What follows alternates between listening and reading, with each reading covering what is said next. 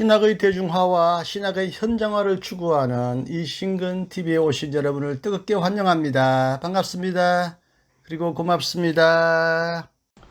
오래간만에 신학 진단을 해봅니다. 제목은 신앙의 역설 혹은 모순, 영리, 파라독스라는 제목입니다. 신학 진단이지만 신앙의 진단이라고도 말할 수 있겠습니다. 신앙을 포함한 우리의 신학 전체를 다시 한번 점검해 보기로 하겠습니다. 신학 진단을 다시 하게 된 중요한 계기는 며칠 전에 제가 방송했던 지사톡톡 28번째 이분법의 함정, 동성애와 목사 이중직 반대의 허구성이라는 이 내용으로 방송한 그 결과로 나타난 하나의 현상을 여러분에게 설명드리기 위해서입니다. 많은 분들이 지지와 찬성을 보내주셨는데 딱 한 분이 유튜브에 이런 댓글을 달아주셨어요.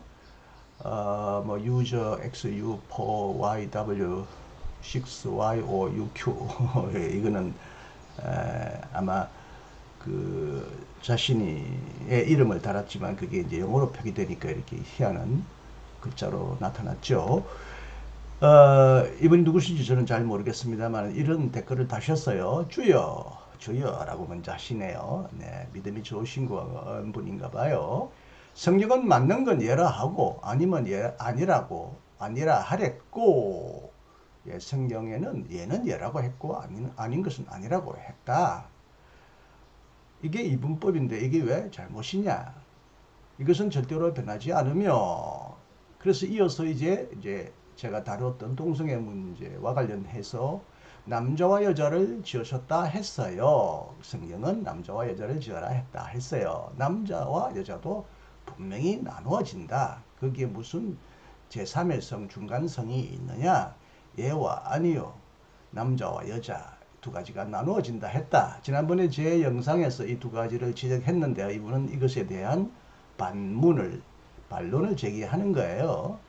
그리고 이제 하나님만 두려워하는 자들 되길이라고 또 권고의 말씀을 해주셨네요. 비판적인 것이든 충고든 진심으로 감사드리고 관심을 가져주셔서 깊이 감사드립니다. 네, 그렇습니다. 예, 아니요. 남자, 여자. 이건 성경에도 상당히 분명하게 이분법적으로 표현하고 있으니까 이런 반론, 질문을 제기하는 것은 자연스러운 일입니다. 이런 자연스러운 질문과 그에 대한 저의 대답을 통하여 우리의 생각이 더 깊어지기를 바랍니다. 그래서 이 반론을 받아서 우리의 신학 혹은 신앙의 어떤 논리, 구조를 한번 다시 고민해보는 시간을 가지기로 하겠습니다. 이 반론을 제기하신 분의 본문은 원래 마태복음 5장 37절에 나오는 이 말씀이죠. 너희는 그저 예 할 것은 예 하고 아니요 할 것은 아니요 라고만 말하여라. 그 이상의 말은 악에서 나오는 것이다. 예, 아니요. 둘 중에 하나만 있지 뭐 또 다른 중간에 그 이상의 말을 덧붙일 것이 있느냐. 이 말씀은 마치 양자택일을 이분법적으로 요구하시는 말씀처럼 보입니다. 이와 유사한 말씀이 성경에는 많이 있다는 걸 이미 말씀드렸습니다. 그런데 이제 이 말씀을 깊이 들여다 보니까 이 말씀의 본 뜻은 맹세를 하지 말라라는 말씀 뒤에 견고한 말씀 속에 들어있는 말씀입니다. 맹세를 해서도 안 되지만 맹세를 할 때 특히 이제 하늘이나 땅이나 거룩한 도성이나 예루살렘이나 자신의 머리를 걸고 머리를 두고도 맹세하지 말라고 하신 말씀의 결론으로 덧붙인 말씀입니다. 많은 사람들이 맹세할 때 무엇을 덧붙여서 내 목숨을 건다, 내 명예를 건다, 내가 맹세를 약속을 지키지 않으면 손가락을 자른다, 손에 손가락에 장을 지진다, 장에 손가락을 지진다. 그러나 이렇게 맹세하면서 그게 어떤 자기에게 맹세를 강조하고 강화하고 입증하기 위하여 어떤 다른 것들을 덧붙이는 것을 예수님은 경고하셨어요. 그냥 그러냐, 예, 아니냐, 네 라고 말하지 무슨 맹세하고 거기다가 또 어떤 조건을 달지 말라는 것입니다. 다른 것을 걸고 또 다른 것을 걸지 않더라도 어떤 맹세하는 형태로 말을 하지 마라. 그냥 예, 아니요 라고 하면 그것으로 족하다는 뜻으로 하신 예수님의 말씀입니다. 그럼에도 불구하고 이 말씀이 예와 아니요 둘 중에 하나만을 하라는 이중택일, 양자택일을 드러내신 것으로 보입니다. 그런 의미에서 이 제게 반론을 제기하신 분의 질문이 100% 틀린 말은 아닙니다. 예와 아니요 사이에 또 다른 무엇이 있느냐? 남자와 여자 사이에 무엇 또 다른 것이 있느냐? 둘 중에 하나밖에 없다는 말씀인 것입니다. 대부분이 많은 사람들이 저도 오래도록 또 지금도 많은 영역에서 이렇게 이분법적으로 생각하고 그렇게 실천합니다. 모든 이분법이 다 틀렸다는 뜻은 아닙니다. 그럼에도 불구하고 우리의 삶에서 이런 이분법으로 설명할 수 없는 내용이 상당히 많다는 것이고, 특히 철학에서 역설, 모순이라는 얘기를 했고요. 그래서 변증법이라는 용어도 나왔고요. 특히 신앙의 영역에 들어가면 매우 모순되고 역설적인 것이지만 우리가 받아들여야 할 내용이 상당히 많습니다. 일단 모순이라는 말은 창모, 방패순이라는 말입니다. 초나라에, 중국의 초나라에 무기를 파는 상인이 있었다고 합니다. 그 상인은 자신의 창을 들어 보이며 이 창은 그 어떤 방패도 뚫을 수 있다라고 창을 선전하고 홍보했습니다. 그리고 이제는 자신이 만든 방패를 들어 보이며 이 방패는 어떤 창도 능히 막아낼 수 있다. 그런 방패다라고 또 선전했다고 합니다. 그러자 그 모습을 본 명나라 신하 한 명이 상인에게 말했습니다. 당신이 그 어떤 방패도 다 뚫을 수 있다고 선전하는 그 창으로 그 어떤 창도 막아낼 수 있다고 선전하는 방패를 찌르면 어떻게 됩니까? 하고 질문을 던지자 상인은 아무 대답도 하지 못했다고 합니다. 이 상인이 창만 팔든지 혹은 방패만 팔면서 이런 얘기를 했으면 사람들은 귀가 솔깃하여 물건을 살 수도 있었겠지만 둘 다 욕심이 많아서 팔았다고 합니다. 창은 방패를 뚫을 수 있다. 어떤 방패도 뚫을 수 있다. 방패는 어떤 창도 막아낼 수 있다. 그러면 서로 말이 안 되죠. 서로 어긋나는 거죠. 모순되는 거죠. 이것을 창, 방패순 서로 정반대되는 것을 함께 묶어서 설명하는 걸 모순이라고 해왔습니다. 혹은 다른 말로 역설라고 용어라는 표현으로 쓰오기도 했습니다. 역설은 언뜻 보면 일리가 있는 것처럼 생각되지만 분명하게 모순되어 있거나 잘못된 결론을 이끌어내는 논쟁을 일컫는 용어입니다. 영리 혹은 배리라고도 번역됩니다. 영어 파라독스는 그리스어 반대, 거꾸로와 독스, 의견, 생각 이런 것을 합친 말입니다. 일반적으로 인정되는 견해와 반대되거나 모순되는 논리를 말합니다. 허리제 변증법 가운데 양적인 변증법과 질적인 변증법이 있는데 양적인 변증법은 해결이 말한 대로 정반, 합도 합이 정리되고 또 새로운 반에 당면하여 또 합이 되는 정반합 이렇게 역사의 발전을 양적인 변증법으로 설명한 해결과 달리 킬케고르는 정반을 서로 역설적으로 결합했습니다. 정과 반을 통합해버리는 것입니다. 이른바 적과의 동침처럼 적대적 공존처럼 적은 공존할 수 없고 대화해서는 안 되고 적은 반드시 무찔러야 할 원수이지만 흔히 우리의 삶 속에서 적과 공존할 뿐만 아니라 적과 한 침대에서 자기도 하고 적대적으로 서로 협력하기도 합니다. 이건 역설일 수밖에 없습니다. 이런 의미에서 역설이라는 말도 오늘날 우리가 자주 쓰는 표현 중에 하나인데 이것이 철학에서만이 아니라 신앙에서도 이 용어가 직접 나오지는 않지만 모순과 역설을 담고 있는 내용이 상당히 많습니다. 그 중에서 가장 대표적이고 두드러지는 신학적 혹은 신앙적인 용어, 표현, 개념, 고백을 여러분에게 설명해 드리기로 하겠습니다.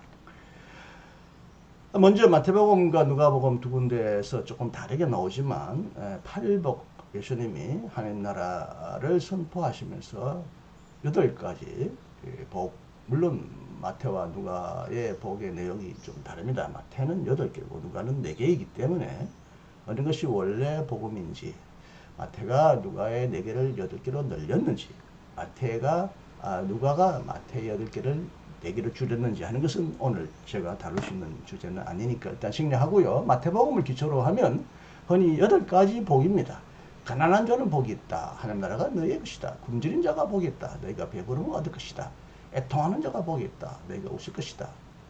인자로 말미암아 사람들이 너를 미워하고 멀리하고 욕하고 너 이름을 악하다 하여 버릴 때는 너희에게 복이 있다. 그날에 기뻐하고 뛰놀라. 하늘에서 너희의 상이 큽니다. 그들의 조상이 선지자에게 이와 같이 하였느니라. 그러나 화실진저 너희 부유한 자여 너희는 너희의 위로를 이미 받았도다. 화있을진저 너희 지금 배부른 자여 너희는 줄이리로다. 화있을진저 너희 지금 웃는 자여 너희가 애통하며 울리로다. 이 말씀이 역설이 아니다. 여기 보면 할 것이다, 울리로다, 줄이리로다 하고 미래형으로 되어 있기 때문에 지금 가난한 자는 장차 하나님 나라가 도래할 때는 부자가 될 것이다. 굶주린 자는 장차 배부를 것이다. 애통하는 자는 장차 기뻐할 것이다. 지금은 고통을 당하고 힘들고 괴로워하지만 하나님 나라가 오고 그 나라를 받아들인 자에게는 말할 수 없는, 이 세상이 줄 수 없는, 혹은 이 세상의 논리로 해결할 수 없는 역전, 전복, 혁명적인 일이 일어난다.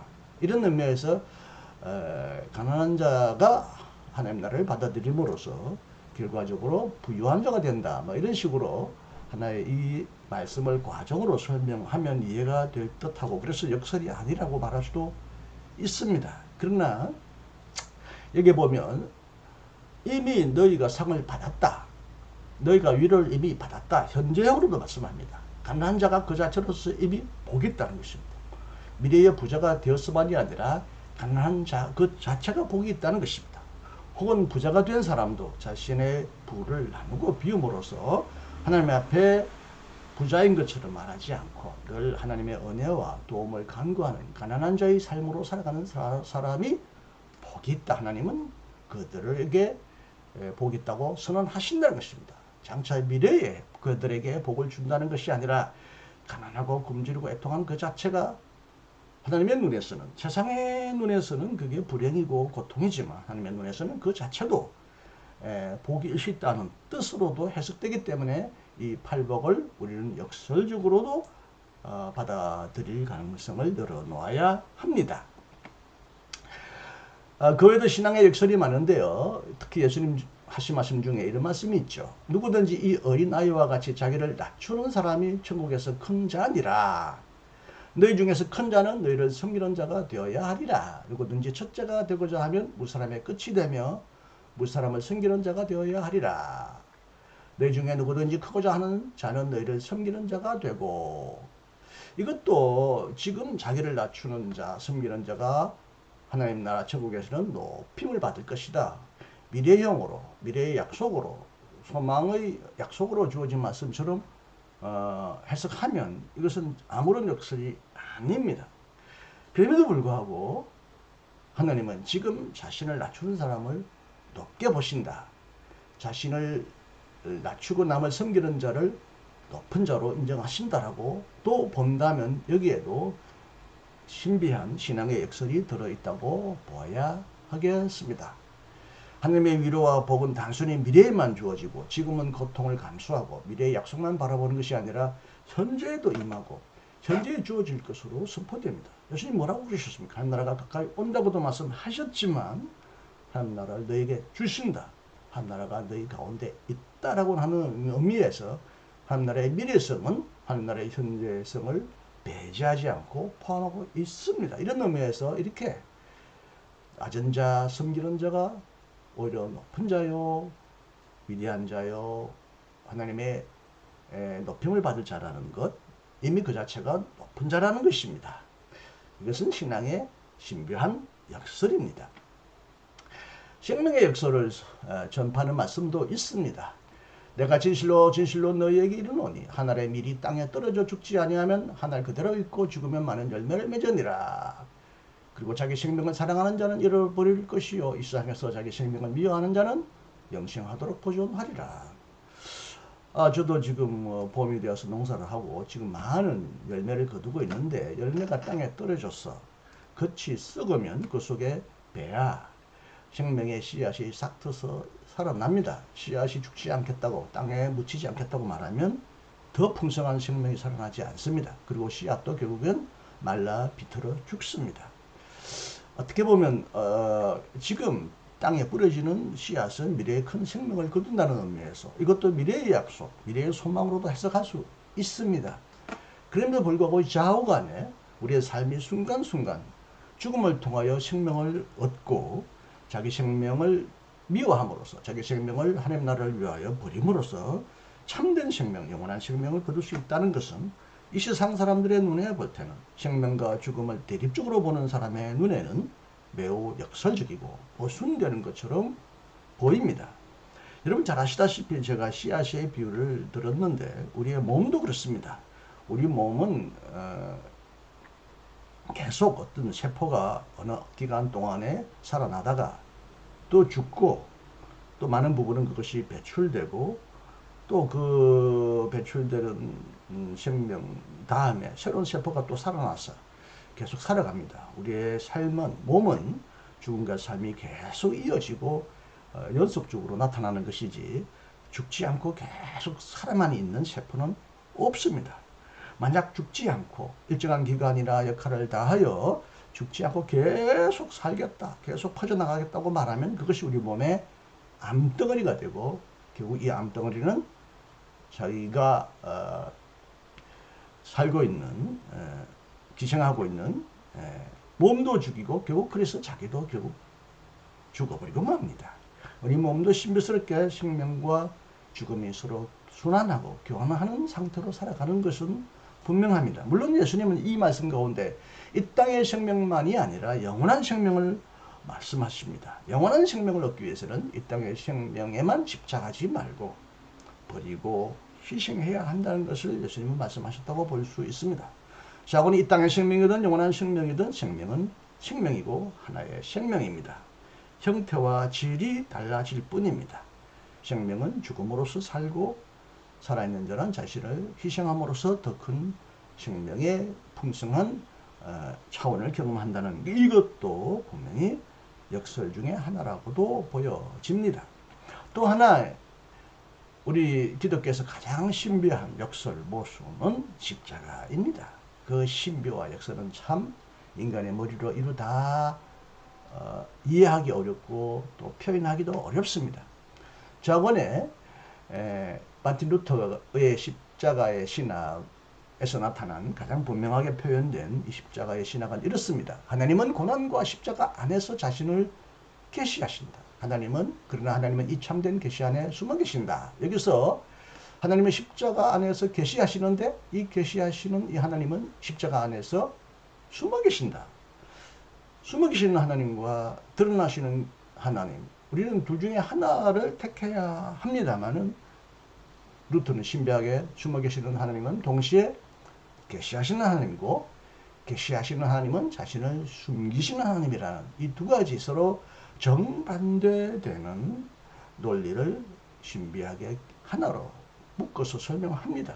드러내심으로써 숨기시고 숨기심으로써 드러내신다는 것. 여러분 이것이 이해가 되십니까? 또 더욱이요.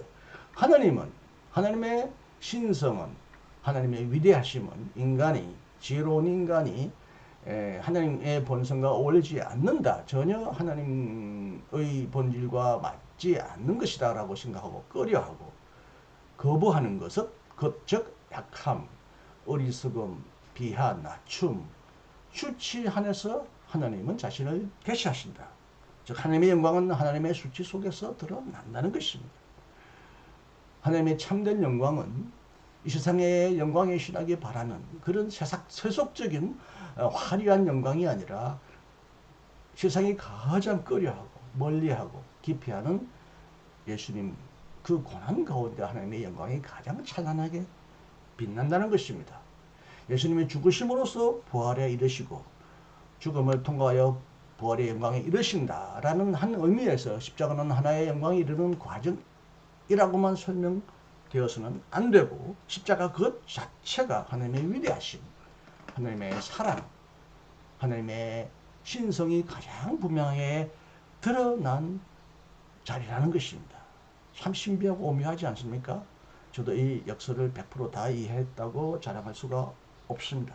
자원의 루터의 십자가 신학은 이처럼 신비롭게 역설적인 표현 형태를 통하여 우리에게 나타났습니다.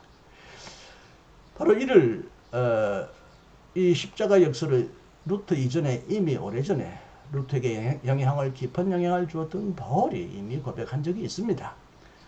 예수님이 보여준 가장 위대한 역설은 가장 무능력해 보이고 가장 미련해 보이고 가장 수치스럽게 보이는 십자가의 죽음으로 인류를 구원하신 사건 속에서 드러납니다. 그의 실패 속에는 승리가 숨겨져 있고요. 그의 죽음 속에는 생명이 숨겨져 있고 그의 무능력 속에는 구원의 능력이 숨겨져 있고 그의 미련 속에는 그의 지혜가 숨겨져 있습니다. 숨겨져 있을 뿐이지 실패와 승리가, 죽음과 생명이, 무능력과 능력이, 미련과 지혜가 하나의 몸처럼 일체를 이루고 있다는 것입니다. 그래서 바울은 고린도전서 1장 25절에서 다음과 같이 고백합니다. 하나님의 어리석음이 사람의 지혜보다 더 지혜롭고 하나님의 약함이 사람의 강함보다 더 강하다. 지혜로운 것은 지혜로운 것이고 어리석은 것은 어리석은 것인데 어떻게 하나님의 어리석음이 세상의 지혜보다 더 지혜로운 것이냐. 무능력은 무능력이고 능력은 능력이지. 이게 둘 중에 하나를 선택해야 하는 것이죠. 우리의 삶 속에서 우리는 대부분 실패와 승리 사이에서 승리를 추구합니다. 누가 죽기를 바라겠습니까? 생명을 원합니다. 무능력보다는 능력을, 미련과 어리석음보다는 지혜와 똑똑한 명철함을 추구하여 공부를 열심히 합니다. 그러나 십자가는 이 두 가지가 신비스럽게 역설적으로 결합되어 있다는 것을 바울은 말합니다. 그러므로 단순히 표면적으로 껍데기만 보고 예수님의 그 죽음과 무능력과 연약함과 수치스러움 속에서 그것만 보지 말고 그 안에 들어가 있는 생명, 승리, 구원, 지혜를 보라는 것입니다. 이렇게 십자가는 우리에게 역설적으로 드러났습니다. 바울은 또한 은혜의 역설도 말합니다. 십자가만이 아니라 자신의 삶 속에서 자신의 고백을 합니다. 이것이 은혜의 역설이라고 말하겠습니다. 죄가 더한 것이 은혜가 더욱 넘쳤나니 죄와 은혜는 서로 상반된 것입니다. 죄가 적은 것이 은혜가 넘치고 은혜가 넘치면 당연히 죄가 적어야 합니다. 죄가 많을수록 은혜도 더 많다는 것은 말이 되지 않습니다. 그런데 바울은 이 두 가지 사항을 서로 하나로 묶습니다. 이는 죄가 사망 안에서 왕노릇한 것 같이 은혜도 또한 의로 말미암아 왕노릇하여 우리 주 예수 그리스도로 말미암아 영생에 이르게 함이니라. 죄가 많은 곳에 은혜가 더 넘쳤다. 내가 죄를 고백하면 할수록 하나님의 은혜가 내가 더 크게 느껴진다. 뭐 이런 뜻입니다. 물론 배고플수록 밥이 더 맛있거나 슬퍼한 사람만이 기쁨을 경험하거나 이렇게 우리의 삶 속에서도 이 두 가지가 서로 연결되어 있습니다. 이것도 물론 과정적으로 이해할 수도 있습니다. 죄가 많은 것이 하나님의 더 위로의 그 크신 은혜가 미침으로써 죄가 약해지고 사라진다. 배가 고플 때 맛없는 밥도 더 맛있게 느껴진다. 이렇게 하나의 시간적인 순서로도 설명할 수 있습니다만은 역설적으로는 죄가 많은 그곳에 바로 은혜도 동시에 함께 넘친다. 죄와 은혜가 양자택일이 아니라 죄와 은혜가 신비스럽게 하나로 결합되어 있다는 이런 내용도 우리는 여기서 피할 수가 없다는 의미에서 은혜의 역설을 우리는 받아들이게 됩니다. 또 바울은 이렇게 말합니다. 나는 사도 중에 가장 작은 자라. 나는 하나님의 교회를 박해하였으므로 사도라 칭함받기를 감당하지 못할 자니라. 그러나 내가 된 것은 하나님의 은혜로 된 것이니 내게 주신 그의 은혜가 헛되지 아니하여 내가 모든 사도보다 더 많이 수고하였으나 내가 한 것이 아니요 오직 나와 함께 하신 하나님의 은혜라. 실제로 바울이 수고한 것은 바울이 한 것입니다. 하나님이 하신 것이 아닙니다. 굶주리고 매맞고 광풍에 난파선에 도둑의 온갖 시련과 핍박 속에서 그가 주님의 일을 큰 일을 했습니다. 얼마 전에 제가 터키와 그리스로 여행하여 바울이 선교했던 그 자리를 추적해 보니까 와, 어마어마한 넓은 영역을 바울이 그 당시 교통도 좋지 않고 곳곳마다 강도와 도둑이 우글거릴 텐데 그야말로 그의 고백대로 어마어마한 먼 거리를 어마어마하게 다니면서 복음을 전하여서 곳곳마다 교회를 세웠더라고요. 이게 바울의 위대함이 아닙니까?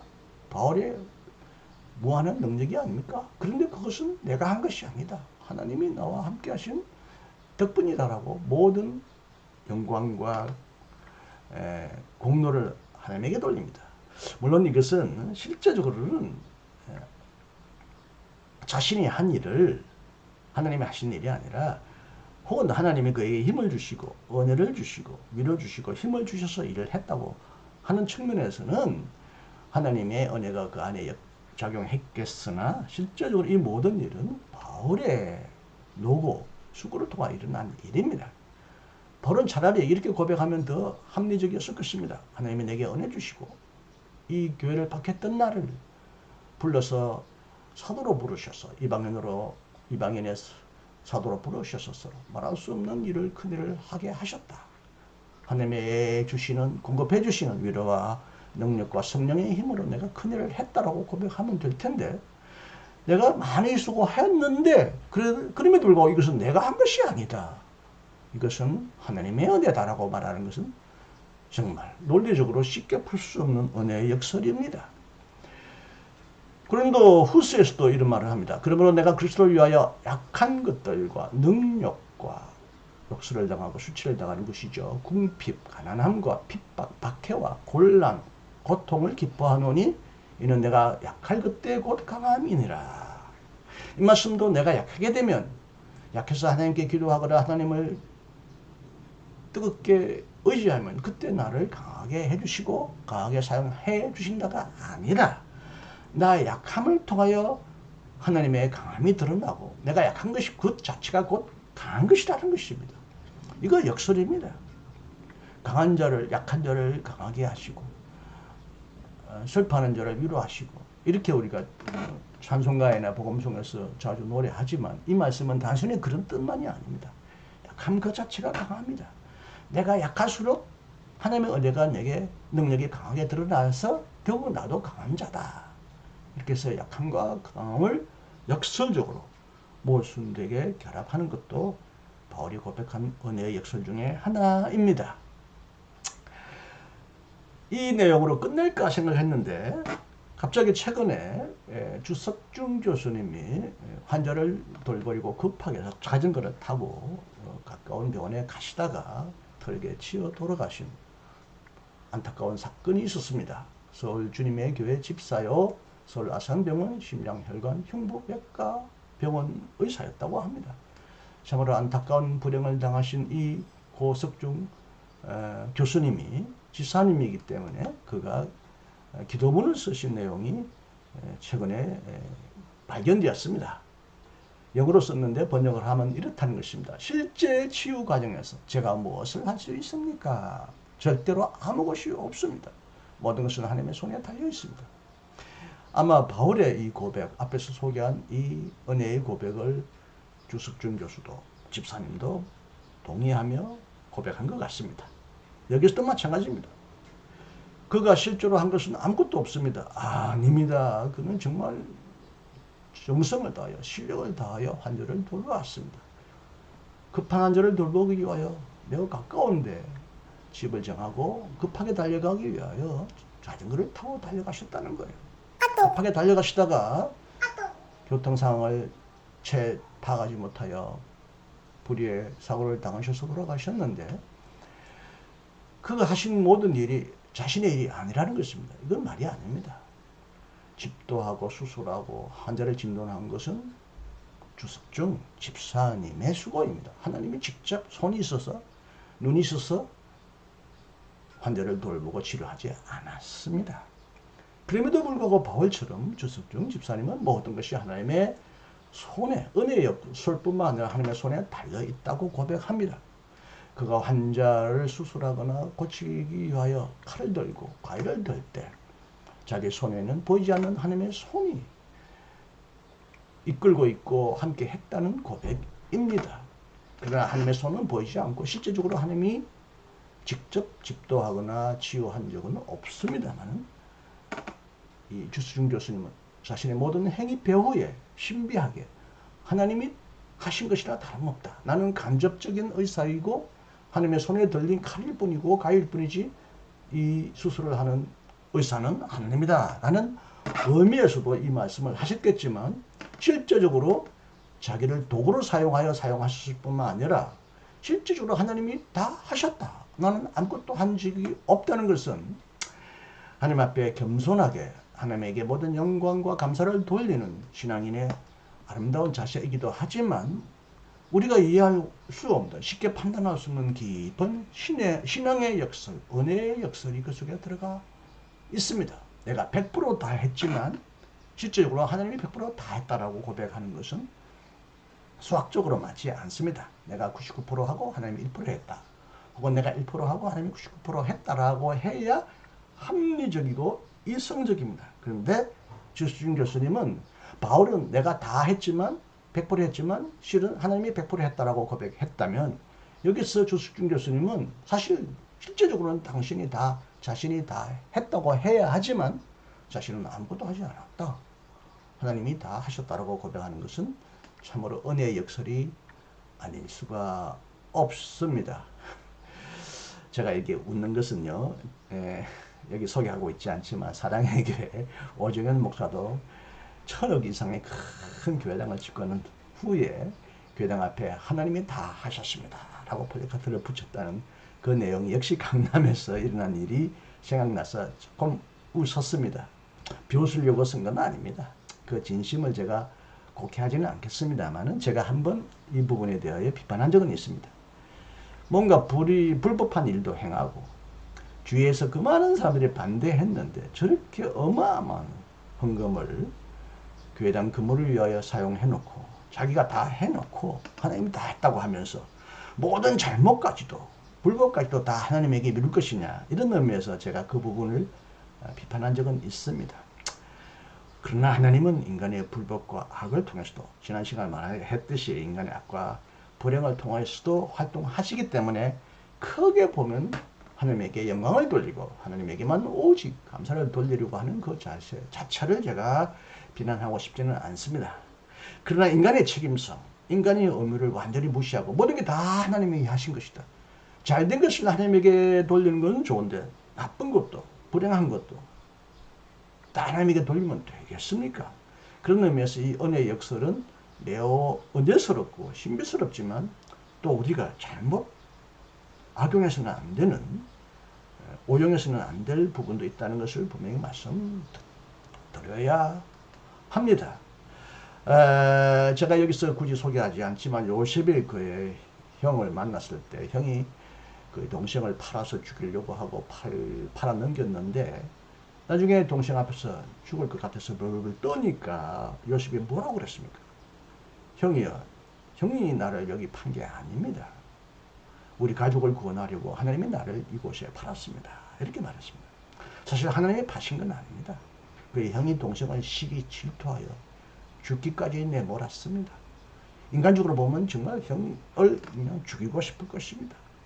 그가 물론 결과적으로는 잘 되었기 때문에 그 불행이 결국 성공의 과정으로 성공의 하나의 요인이 되었기 때문에 결과적으로 뭉뚱그려서 모든 것을 다 미화할 수는 있겠습니다만 솔직히 말하면 형이 얼마나 미웠겠습니까?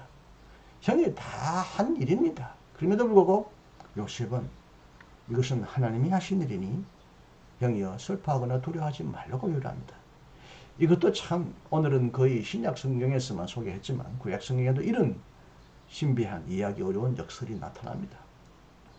정말 우리는 하나님의 신비신 그리고 하나님의 그 본질 인간의 합리적인 이성으로 다 파악할 수 없고 그래서 우리가 행하는 모든 것을 다 합리적으로 완벽하게 이해하기 어렵습니다. 이분법적으로 설명하면 제일 편하다고 말을 했습니다. 하나님이 한 것이고 나는 안 했다. 내가 한 것이고 하나님 하지 않았다. 혹은 하나님이 반, 내가 반 이렇게 설명하면 좋습니다. 세상에는 예와 아니오가 있다. 예가 100%구나 아니오가 100%여야 한다. 남자가 100%구나 여자가 100%여야 한다. 혹은 반반이어야 한다라고 말하지만 실질적으로 우리의 삶에는 좋게 평가하든 나쁘게 평가하든 이분법적으로 설명할 수 없는 신비한 요소가 많이 있고 이것들이 기독교 신앙 안에도 깊숙이 들어와 있다는 것을 말씀드렸습니다. 고 주석종 지사님에게 뜨거운 감사와 존경을 그리고 슬퍼하고 애통하는 유가족에게 깊은 위로를 드립니다. 주님의 품 안에서 풍성한 평안과 기쁨을 누리시기를 기원합니다. 이 방송을 끝까지 경청해 주셔서 감사합니다. 지난 시간에 이어서 우리는 세상을 흑백으로 남자와 여자로 예와 아니오로 꼭 나눌 수 없는 영역이 있다는 것. 그래서 신앙은 신비하고 인생은 신비하다는 것. 아직도 그래서 우리는 공부하고 기도하며 살아가고 있다는 것. 세상을 다 안 것처럼 심지어 하나님의 진리를 다 안 것처럼 이렇게 교만되이 말해서는 안 되겠다는 것을 오늘 여기서도 우리는 다 함께 배우기를 바랍니다. 부족한 저의 방송을 끝까지 경청해 주셔서 감사합니다. 안녕히 계십시오. 다음 시간에 또 만나기를 기대하겠습니다. 이신근이었습니다.